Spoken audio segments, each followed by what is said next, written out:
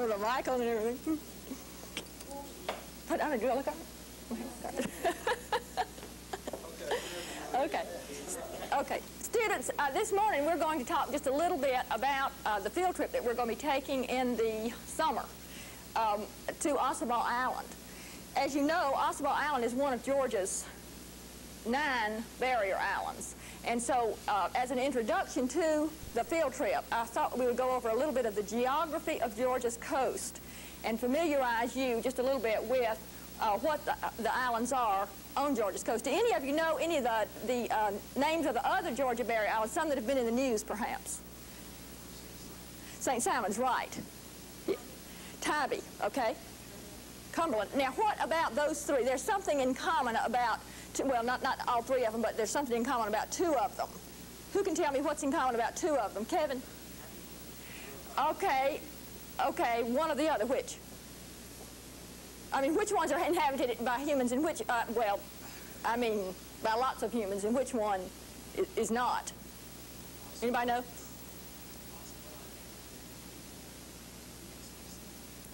Okay, we're getting at what I'm trying to introduce to you. That is that some of the barrier islands have been impacted by man, and some of the barrier islands have not been. Now, here is Georgia's coast right here, and you can see the barrier islands start right here. Tybee is the first one. What's another name for Tybee? Do you, anybody know? The more common name for Tybee Island. Savannah Beach. This is right. This is Savannah Beach. How many of you have ever heard of Savannah Beach? Okay, Savannah Beach was the first Georgia barrier island that a road was built to, a causeway was built over to it, a bridge, in other words, from the mainland. See, here's the mainland right here. It's sort of a broken mainland. You can't really see because there's all these inlets and all of the marsh area that separates the mainland from these barrier islands. But anyway, Savannah Beach, or Little Tybee, Tybee Island is the first Georgia barrier island. And I have taken the Georgia coast and blown it up just a little bit to show you the mainland right here, and all these blue lines right here is where the ocean goes back up into the marsh, and then it's also where the rivers. This is Savannah River right here. The rivers come down and join the ocean and forms all these incredible things that are right in here that are called marshes. How many of you have heard of the marshes? Okay. The marshes are what we're going to study when we go to Ossabaw because it's a unique ecosystem. The marshes are also called estuaries. Estuaries. And it's this area that is right between the coastline of Georgia and the ocean. Okay, let's look for just a minute now. This is a little rough sketch of the 9 Georgia barrier islands, the 9 large Georgia barrier islands. The first one up here is Tybee. Does anybody know what the last one is? The last one and the largest? That is Cumberland. That's right. What about Cumberland? Who knows who owns Cumberland? What is significant about Cumberland Island? Yes. Okay, that's close. It is owned by a government body, but it's no, that's not it. Maya? No. Who owns it? That's the question that I really want to know. The one that used to be owned by the upper class and then it was sold to the government. Okay, you're getting on to the idea of all of the barrier islands. They all used to be owned by the very, very rich. That's right. That's why Georgia has so many preserved right now, is because this was a really nice place to come in the wintertime. And the people like the Rockefellers and the Carnegies and the Pulitzers, the Reynolds, those names, you've probably heard of those names as far as being rich magnates, came down and they just buy a whole island and use it for their winter retreat. And these islands were in the hands of rich, really rich people until just in very recent years. Now, it just so happens that the last barrier island, Cumberland Island, has been purchased by the federal government. It is a national park rather than a state park. There's some more of them that are state parks. But this is a national, what they call a national seashore. And it's the only national seashore in the United States. So we have a real treasure in Cumberland Island. And anybody can go to Cumberland Island. All you have to do is go down and get on a ferry boat right here at St. Mary's and ride across to Cumberland Island. You can go down there and spend the day, or you can camp, and it doesn't cost you anything. It is a really nice place to go for a family outing or for a group. Now, the island that we are going to is the third Georgia barrier island. That is Ossabaw Island, this third one right here. Does anybody know what the second one is? Wassaw. Wassaw. Where do these names come from? Do you have any idea? The Indians, that's right. The Indian names, that's exactly right. Before we go on, I want to just give you a sort of a preview of the animals that we're going to see when we go to Ossabaw. This critter right here, this guy right here, is a living fossil. This is a living fossil. Anybody know what the name of this animal is? Yes. Right, it's a horseshoe crab. And the classification of this animal is the same as the classification as a spider and a scorpion. That is, he is in the family Arachnoidea. He is in well, actually it's the class Arachnoidea, and he's in the phylum Arthropoda. You know, all the arthropods have this hard exoskeleton, like insects and crabs. All of those animals with their skeleton on the outside of their bodies have the exoskeleton. They're all arthropods, and they all have jointed appendages. But separated from the crabs or the insects is this group, this special group right here that have these legs, the front paws that are adapted as pinchers. You know that on, well, they all have 8 legs. That's one of the characteristics that they have in common. All spiders have 8 legs, all the scorpions. And these guys right here. Now, the horseshoe crabs they breed on Georgia's coast. So you will find lots of these in the sand dunes because they come out of the water to breed. And I found this guy, he's about 15 years old. They live to be about 15. And I found this guy, he was beached and upside down, and he had gotten dehydrated. So he had just died when I found him. Does anybody know what's the head end of this animal and what's the tail end? What is this, head or tail? That's right. He motors along in this direction. And he has 2 pairs of eyes.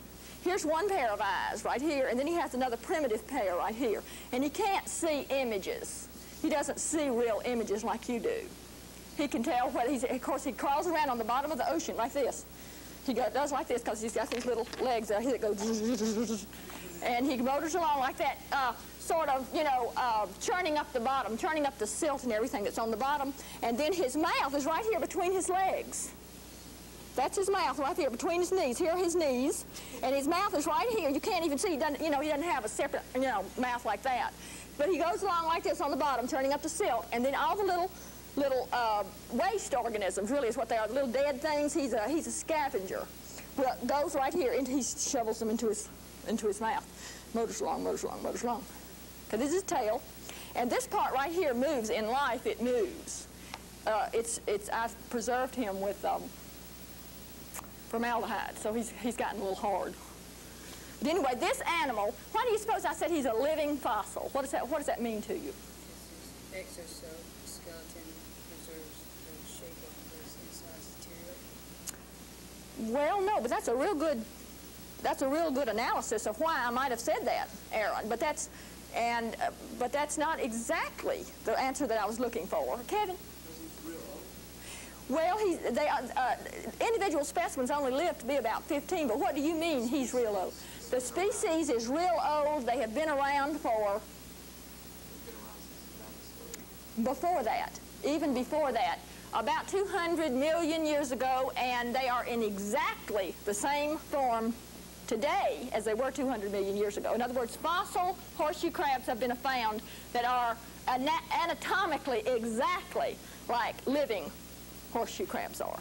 There is an animal that is in the same group which is now extinct. All we have are fossil records of it. Does anybody happen to know the name of that fossil? There used to be millions of them. We have all kinds of collections of these fossilized animals. They're darling little things. They crawled around on the bottom of the ocean also, and they're now extinct. There are no more of these. And if you go into a rock shop, you might find one of these little samples and buy it for a souvenir. Anybody got any idea of the name of this? trilobite. Trilobite. Have you ever heard of a trilobite? It's the one we find at the site on the Fulton County. No, we didn't. No, they didn't. Or if they did, they didn't show it to me. Okay, now, moving right along, I want to show you one other animal that we'll find. This, how many of you think, well, I said it already, it's an animal. This is a living animal, even though it looks sort of plant-like, doesn't it? And these all came from the Georgia coast. These are called, who knows what these are? They're coral. They're sort of like a fan coral, yes. The scientific name is gorgonia. And you'll find these in these are the two primary colors. You'll find them in yellow and purple on the beach. And then here is another animal that came from Georgia's coast. Right here, anybody have any idea what this little critter is? Doesn't look very crittery, does it? It's a sponge, that's right. And it's a red-beard sponge. In life, it is just as red as Charles's jacket.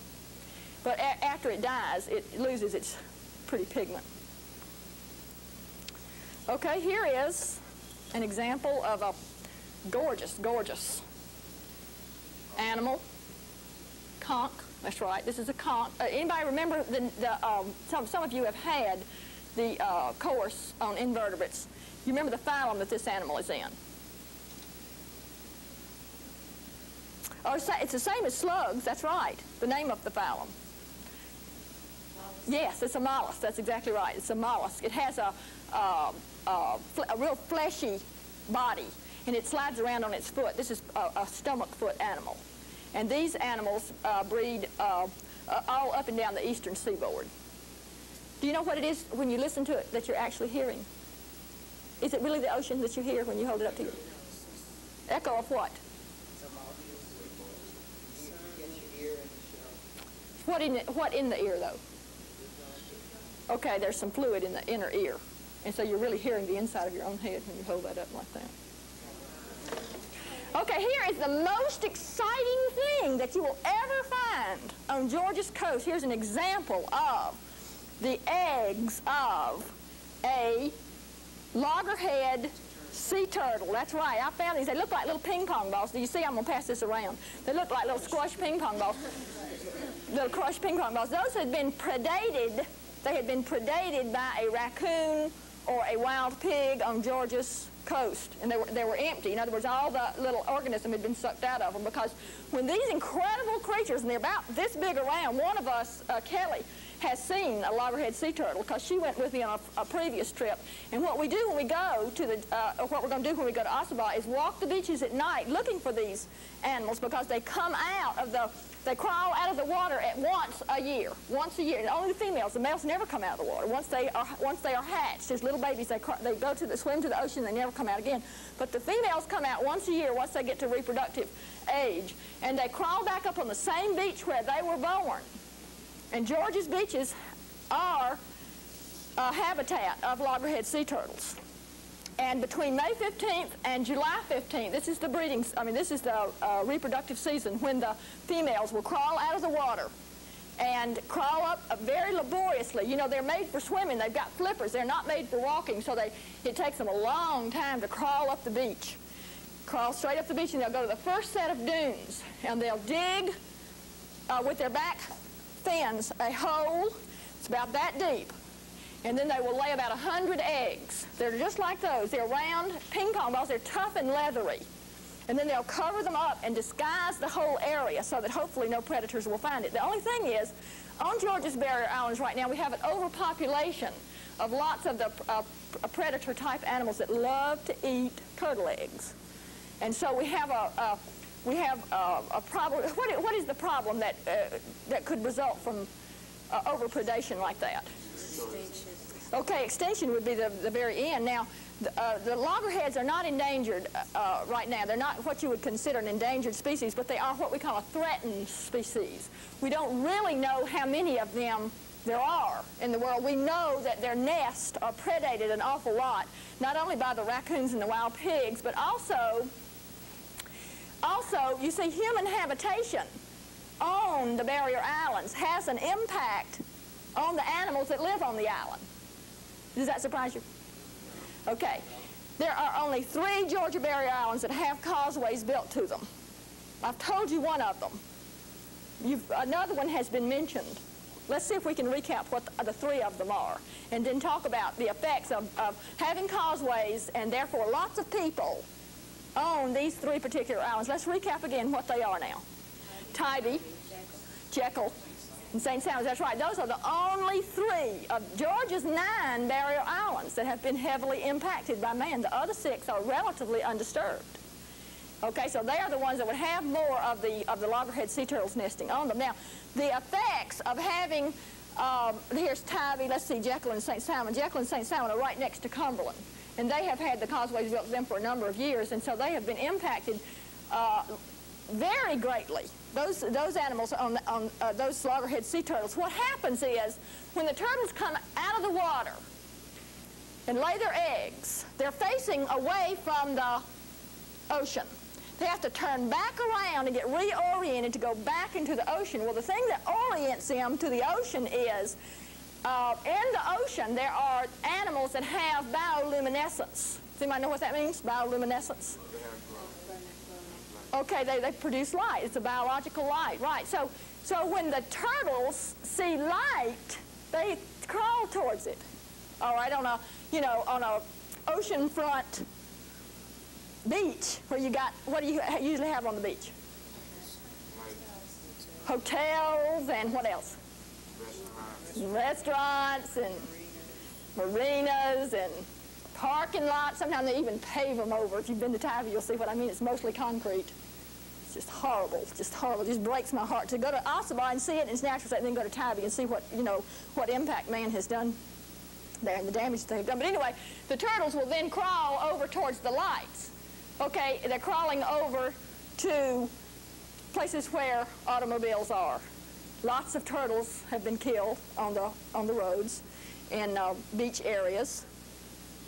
The same thing happens if the babies ever do eventually hatch. It takes them about 3 months to hatch. They'll usually hatch in August, and they all hatch together. It's just incredible. They'll all just, you'll see this nest or this area of sand, and they'll just start be working alive with baby turtles. They all wait together to hatch, and they all come out of the ground at one time. 100 little baby turtles. The same thing happens to them. If they see lights, they go towards them. Imagine now a little bitty turtle. They're about the size of a 50-cent piece when they're born. How easily it would be for them to get run over and totally unnoticed. Besides all the other natural predators that they have, the birds that would, there's lots of seabirds at the ocean. And they love little yummy baby turtles. But anyway, there have been those results of the turtles, actually being killed because they have become disoriented. A lot of times they'll get dehydrated. They'll be out of the water so long, even though they have lungs for breathing. They are reptiles, and they are therefore air-breathing animals. They still, if they're out of the water too long, what happens is they get lost and they can't, find their way back to the ocean. But I guess the most significant thing about the impact of man on the reproductive cycle of the loggerhead sea turtle is that sea turtles aren't dumb, totally. They will come out of the water, and if there are lights on the beach, they turn around and go back. And if they are honing in on their instinct of where they were born, and we don't know at the present time how long loggerhead sea turtles live. We don't have any research data that goes far enough back to tell us how long turtles live. How long do you think turtles live? I think so too. They're another one of the fossilized animals. They're in the same form that they were in millions of years ago. They are very adaptable. And the more adaptable you are, I don't know whether you know this or not, but the longer you live. Stress, really has an impact on your longevity. And if you're very adaptable, you learn to deal with stress. So apparently, when these animals come out of the water and they see lights on the beach, they turn around and go back. And they don't reproduce, or if they do, their sites for reproduction are narrowed or limited, which is going to have an impact on the total population. So we need to preserve the remaining 6 Georgia barrier islands. That's just one reason why we need to. If you've ever visited one or been to one, just the sheer beauty alone of the barrier islands is reason enough to justify any kind of saving of those islands. But the impact, the male has a little indention right here in his breastplate, so that when he gets on top of the female, he can reach her reproductive her vagina to deposit the sperm. And that's his total contribution. He just, then he just leaves and pursues his own. So they don't raise their young together. Is that what you're talking about? There's no... Well, yeah, right. Strangers in the night or whatever. Or whatever. Yes, Raina.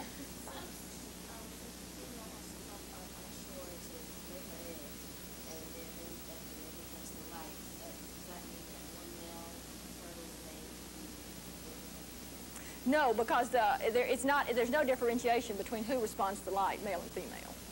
Oh, I see what you're saying, though. Okay, yeah, good question. Gee, I hadn't even thought of that.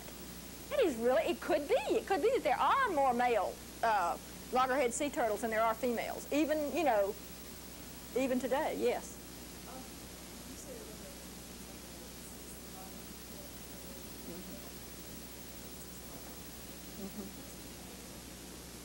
Well, we have evidence because there has been lots of research done on the Georgia Barrier Islands with loggerhead sea turtles in the last 10 years. There have been federal funds to do the research. That the female will try more than once to come out of the water, and so what she will do is she will try to come to the island where she was born, and apparently if she is not successful, she will try again and again to find a dark spot, close to where she was born.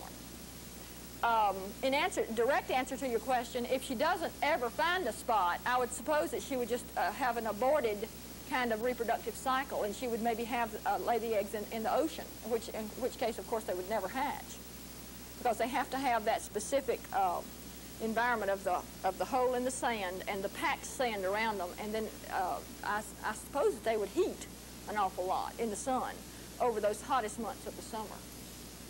That's a good question. Any other questions? Yes. Okay, let me go over just a little bit with you how it actually happens. Probably Kelly could tell us better since she actually witnessed it. Would you be interested? What the turtle does when she comes out of the water?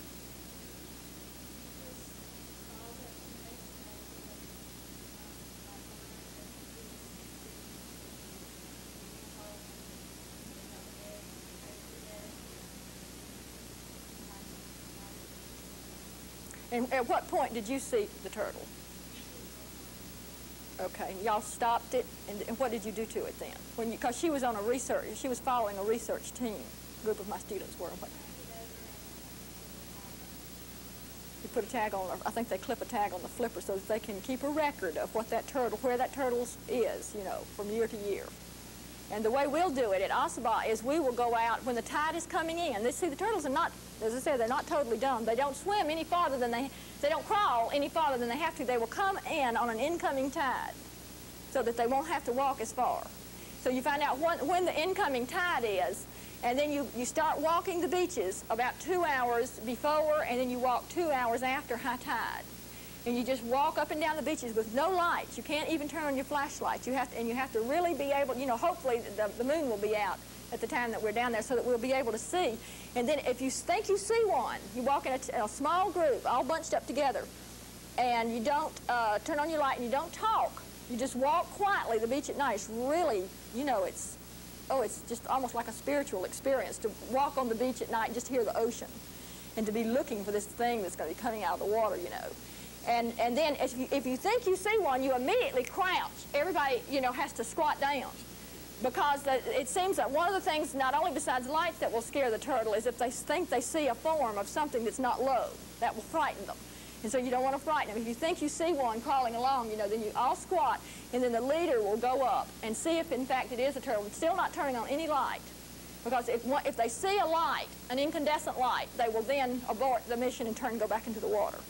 So you wait until the animal gets up into the dunes before you ever try to approach it. You wait until it digs the hole. You wait until it starts laying the eggs. Now, if it has started laying the eggs, it goes into a trance. And if you turn on the light at that point, it will not interrupt the cycle.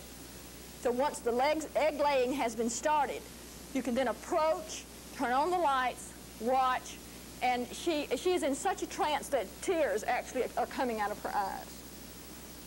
And it won't bother her once she has started the egg-laying cycle. And then you can watch. And what they did, what Kelly did, the group that Kelly was with, did was they, the research that was funded at that time included digging up the eggs, taking them to an incubator that was protected from predators.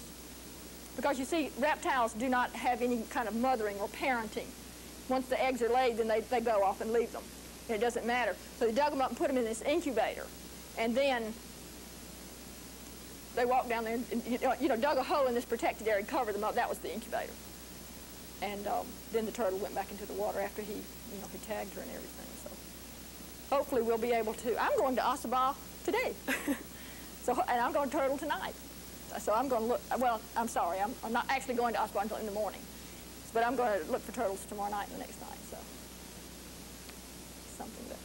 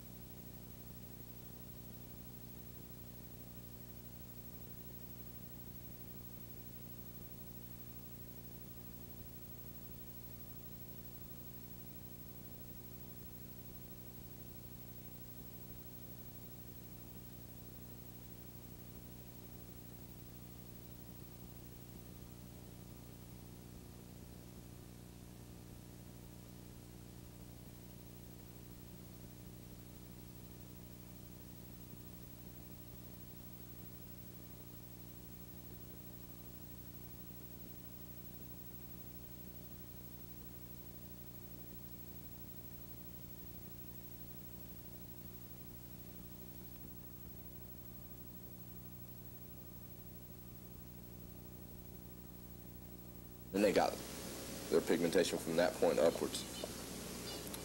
They didn't grow as high, and the seeds took longer to germinate. So, all in all, my results, or rather my experimentation, showed that sound, or at least 100 decibels of sound for 18 hours, is indeed antagonistic towards plants. They're just regular stereo speakers, 40 watts. And they were connected to the wall and sack speakers, which is standard AV equipment, which I got from Rod Chatham.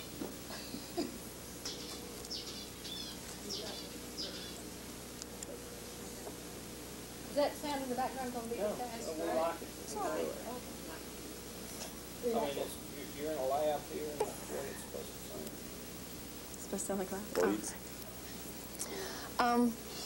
Last year I did a research project concerning antibiotic properties. What I did was I tried to develop some, I researched into an organism to see if it had antibiotic properties. Well, when I did my work this year, I decided that I still wanted to work with medicine, medical research. So rather than going at it with the antibiotic aspect, since I'd worked with a fungal organism last year, I thought, well, why don't I go with the anti-fungal or anti-mycotic aspect. Fungal diseases have always been prevalent. People are familiar with athlete's foot, vaginitis, oral thrush, simple little organisms that everybody encounters sometime in their life, or they know someone who has encountered one. But there are also other fungal infections that are what are termed opportunistic. In other words, the fungal organisms are present on your skin all the time, but as a result of either long-term antibiotic treatments or long-term steroid treatments or some sort of debilitation in the patient, then the organisms become what are termed opportunistic. In other words, they take the opportunity and they either physically change to become a pathogenic organism, or they just take advantage of the fact that none of the other organisms are there, so they have no competition for food or minerals or air or whatever they need. What my research did was I took Candida maltosa, which is a species related to Candida albicans. And Candida albicans causes vaginitis, which a lot of women encounter now. Before 1970, usually vaginitis was only found with malnutrition or diabetes or pregnancy, some kind of chemical change in the body. But after 1970, there have been a drastic increase. In other words, now there are usually about 2 to 3 million cases every year. And there are usually 2,000 to 3,000 deaths caused by Candida albicans. Now, not necessarily vaginitis, but some sort of Candida albicans infection. What I did was, usually this results from steroid treatment. Long-term antibiotic treatments do cause them, but usually it's by a steroid. In other words, somebody who might have arthritis or something like that takes steroids constantly, and their body, the immune system is suppressed. So what I did was I took a steroid and combined it with a common antimycotic, which is amphotericin B, or A and B. It's easier to say it that way. And I combined the two drugs in certain levels. What I was trying to find was a case known as synergism. In other words, when you take one drug over here and take another drug over here, and you add them, 1 + 1 = 2, or 3, usually, 3 or more. In other words, when you combine the drugs, they work better together. Antagonism is when you combine the drugs and they work worse together than when separately. What I did is I just combined each of the drugs in different levels, in different dilution levels, against different amounts of the organism, and found different levels where there was synergism, different levels where there was antagonism, and then levels where it was just the same. The most important information was that the synergistic activity. And what my research does, the reason it's significant, is although with Candida maltosa it's not that significant, but since Candida maltosa is related to Candida albicans, that means that another researcher outside the high school where they can use a pathogenic organism, we can't use pathogenic organisms because parents don't want their kids being infected by them, but another researcher, another scientist can take my results, look at them and say, you know, it's got really good potential, or I can see how this is applicable to Candida albicans, and then they'll take that and research it and combine those two drugs in the levels that I mentioned or in similar levels. And that's about it. Okay, you just want to My son is a doctor. maybe tap it up. And I'm always frightened about mixtures of things. I am terrified. Let me just get the list by itself. Remember significance. Both of them remember. My project was on the effects of acid rain on the germination of a split English pea seed. And I chose this because in recent years, the effects of acid rain have become known, widely known, over the eastern seaboard of the United States and the northeastern part of America and southern parts of Canada. I wanted to find out whether different concentrations of sulfuric acid rain, which is what I used here, which is I used 3.0, 4.0, and 5.0. Wanted to find out whether they were helpful or harmful or even lethal to the germination process of a product, of a natural product, which is consumed by the average person or is grown most of the year or year-round. And I chose the English pea seed because it is a vegetable and it's commonly found in most parts of the world. And I planted the seeds in soil in styrofoam cups, and my concentrations I used 20 milliliters on 10 milliliters on each cup. I poured on each cup, and whenever they became dry, and I did this over a 2-week period. When I came up with my total analysis or my solution or conclusion to my problem, I found that pea seeds, my pea seeds from my research grow better in a 3.5 to 4.5 variation of pH, which is a measurement of the acidity or alkalinity of acid. I did this, and my hypothesis, which was that it would help, I found that my hypothesis was true from my research. And to prove that my seeds had a viable chance of germination, I used a tetrazolium seed viability test. And you use a certain percentage of tetrazolium carbonate with the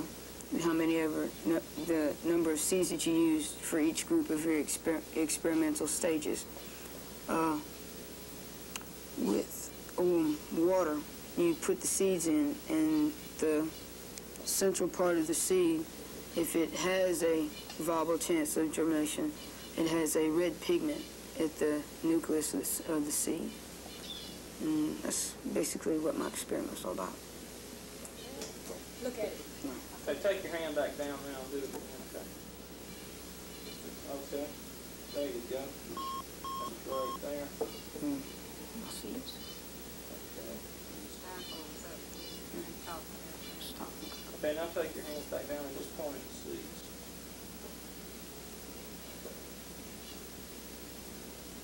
Okay, I think that's going to be...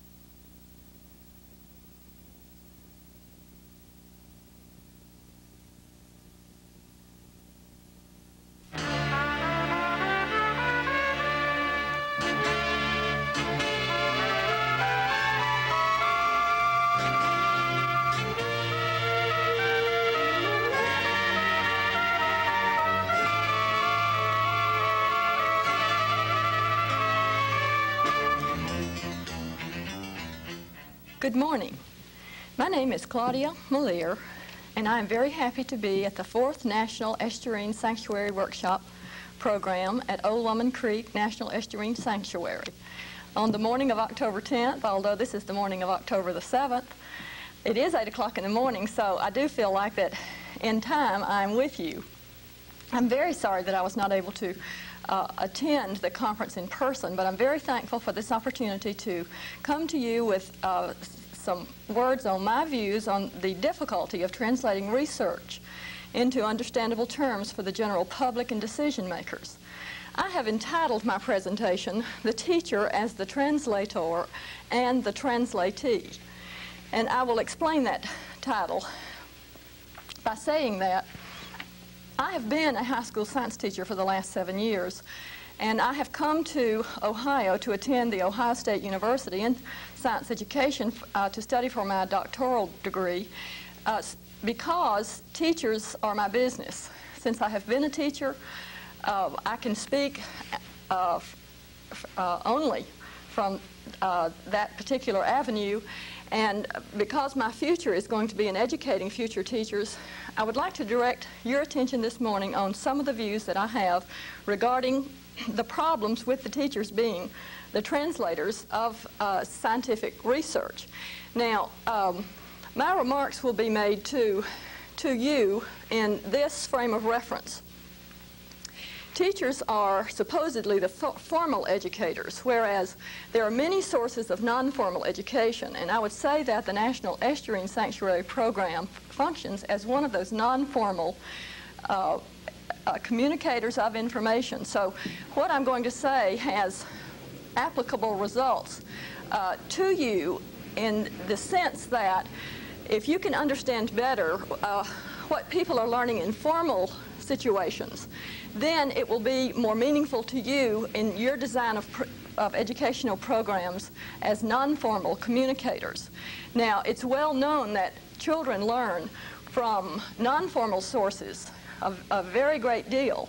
Fortner and Meyer have shown in a study that they did a couple of years ago that up to 13.5% of information learned about water resources in 5th and 9th grade children are learned in public places such as museums, visitors parks, public aquaria, etc. So it's well known that not only are formal places of education disseminators of information, but so are the non-formal ones such as your sanctuary programs represent. Now, there are a lot of problems in dissemination of information about scientific research from a teacher's standpoint. For example, this document right here, Educating Americans for the 21st Century, is a document that is probably well known to all of you. It is a document that was prepared by the National Science Foundation's committee, the National Science Board, as a result of the crisis that has been documented in science education today. And this is recommendations for the future. In other words, this is a long range to improve the education of all Americans by the beginning of the next century. Now, this document that was prepared for the American people has in mind long-term goals, and these goals are the same as your goals in the National Estuarine Sanctuary Program. That is, in reading the literature that Mr. Christilf gave me about the National Estuarine Sanctuary Program, I was very impressed. I was struck when I read about what your rules and regulations that are listed in the Federal Register say about how you are concerned about the long-term efforts of scientific research and the long-term efforts of education. And these are the same goals that are listed in this document, the Educating Americans one. So actually our goals and purposes are the same, so that the things that I will say have application to both of us. Now, the handout that I had prepared and given to you, which all of you have a copy of, has some rather diverse documents in it, which you probably say, well, what does this have to do with? I'm not sure what all this has to do with what. But let me first show you a film clip about the problems that exist in recruiting teachers. I mean, we are as basic as that. The problem is as basic as not even having enough science teachers to teach in our classroom. So let me show you, since I came from Georgia, this is one of the ways that Georgia is dealing with the science teacher shortage. So let's look now at this film clip, which is also documented in this article that you have in your handout. But let's stop right now just for a moment and have a look at this novel approach to the problem of the science teacher shortage. Students at M.D. Collins High School have a new biology teacher with an undergraduate degree in science, a master's degree in education, and an accent. I want to give you at first only a short introduction. Ayadora Moriska and 7 other teachers from West Germany are teaching math and science in Georgia high schools because Nancy Lee and thousands of others like her have left the profession. We've got some trouble there. Lee taught math for 10 years, but found private industry was willing to pay a lot more money for her math skills. Chemistry, biology. The drain has left schools with a shortage of qualified instructors, so Georgia officials went overseas to fill it.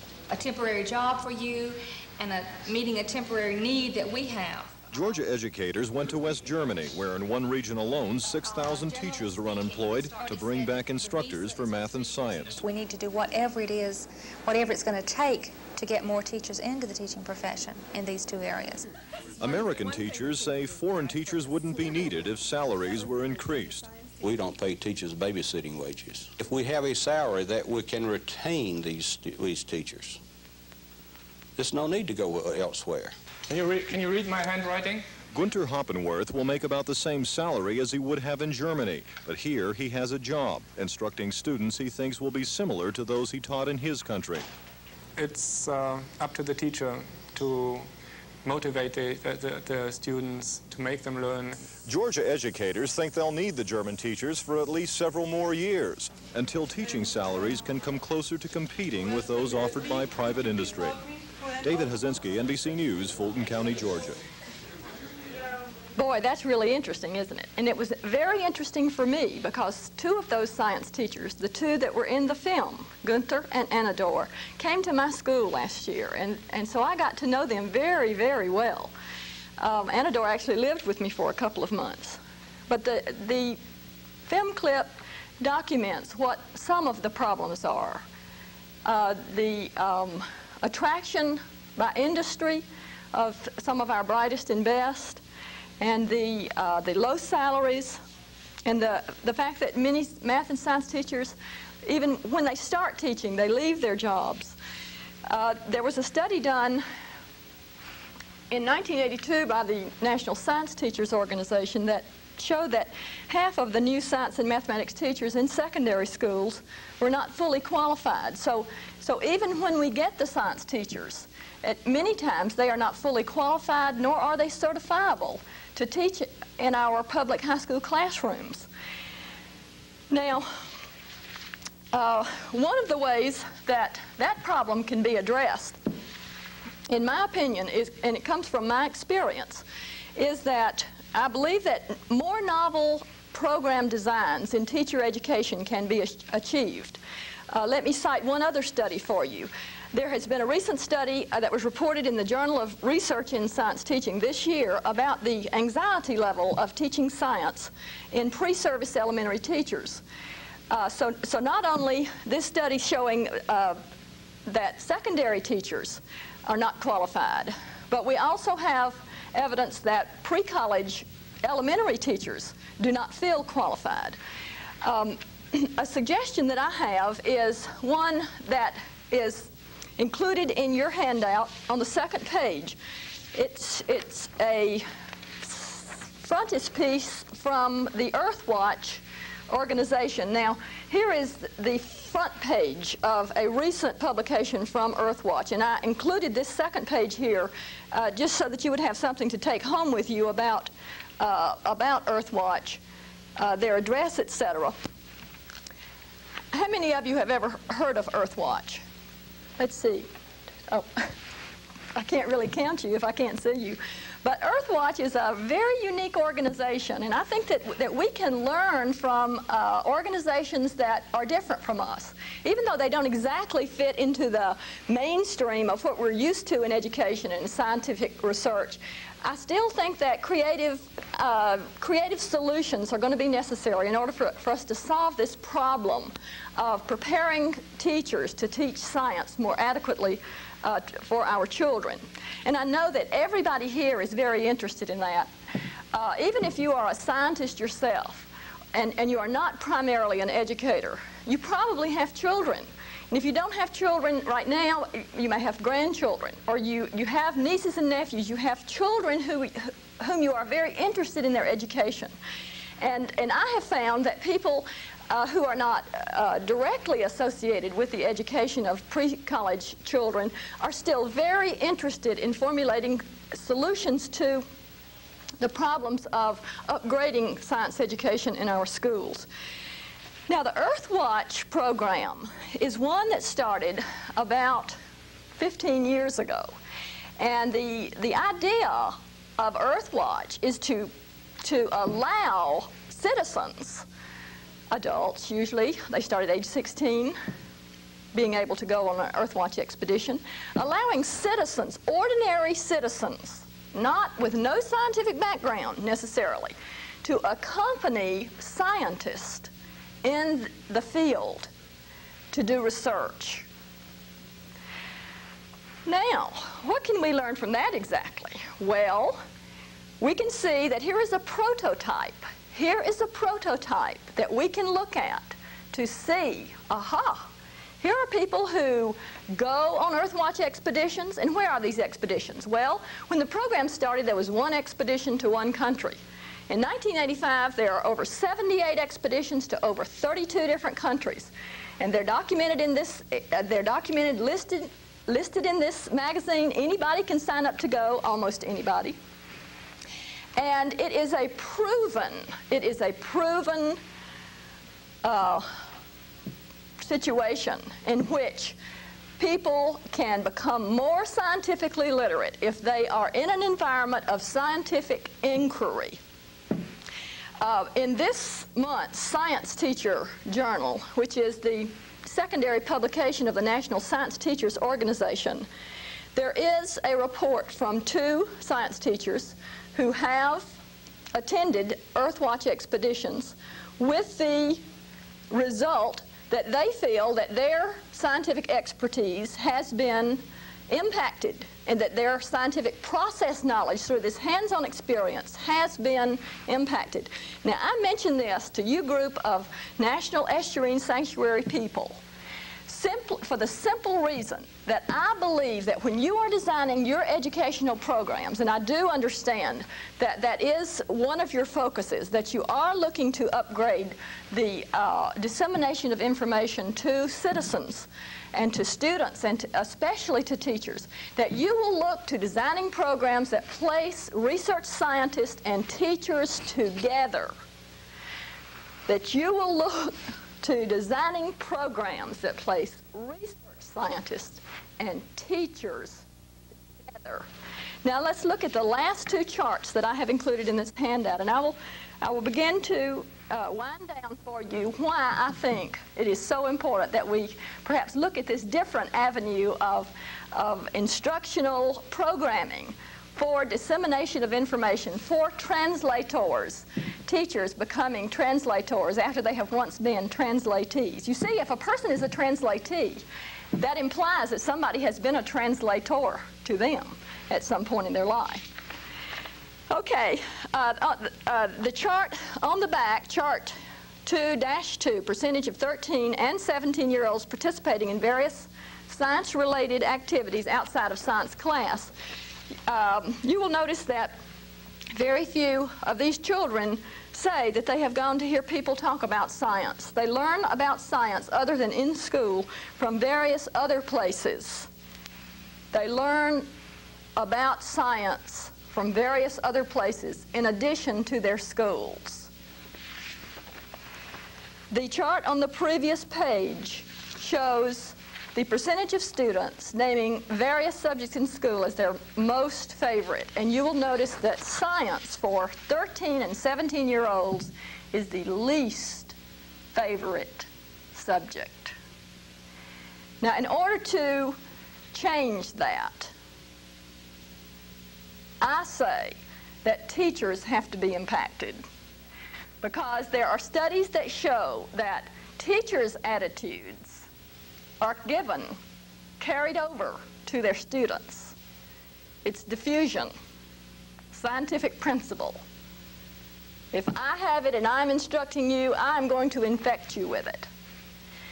So in closing, let me share with you one final idea. in the terms that Lewis Thomas would use when referring to estuaries in general. You can make a comparison to them as being the membrane of the cell. The membrane to the cell as estuaries are to the United States. What you do can affect what the rest of the people do. You can be leaders. You can take this opportunity. You can design programs that will impact decision makers in the future. And I would say that if you want to have long-term effects of impacting decision makers of the future, I would suggest to you that you impact a teacher in your programs that you design now. Thank you very much.